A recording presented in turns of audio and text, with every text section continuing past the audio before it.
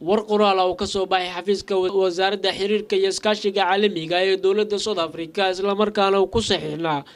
afayeenka wasaaraddaasi oo lagu magacaabo Clinton Montiela ayaa lagu sheegay in dowladda South Africa ay aad ugu xun tahay isla markaana ay cambaaraynayso qaraxii foosha xumaa ee maalinnimadii Axadda ahayd 14 bishan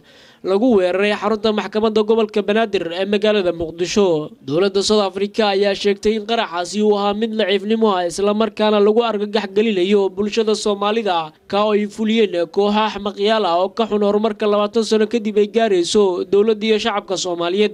waxaana ay ku tilmaameen mid naxariista ka fog ka oo ay ku dhinteen in ka badan 30 ruux dhaawacyo tiro badan. qoraalkan ayaa lagu sheegay in dowladda South Africa iyo shacabkeeda ayagoo ka xun dhacdadaasi ay tacsi u dirayaan dowladda Soomaaliya ee shacabkooda gaar ahaan eheladii asxaabtii ay ka geeriyoodeen dadkii ku dhintay dhacdadaasi. ugu dambeyntiina dowladda South Africa ayaa ugu baaqday kooxaha hubeysan ee ka jira Soomaaliya gaar ahaan kooxda shabaab inay hub ka dhigaan isla markaana ay raacaan nidaamka sharciga ay ka jira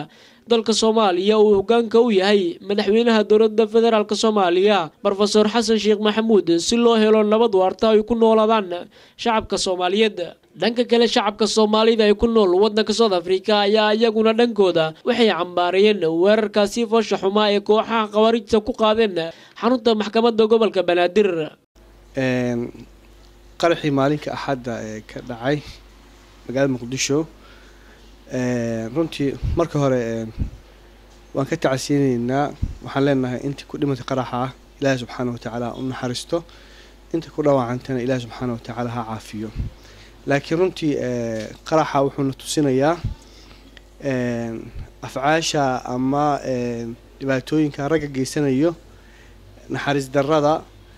iyo in ummadan wax khayra aysan u haynin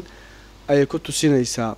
Wallaahi wa barakaat magacii anoo ah Faysal Muuse Gacal waxaan cambaareynayaa qaraxii ka dhacay magaalada Muqdisho taasoo waxaan leenahay dadkeena shacabkeena magaalada Muqdisho ku nool oo loogu talagalay in lagu baabi'iyo waxaan leeyahay dadkeena walaalaha isku duubnaada ee isku xirnaada.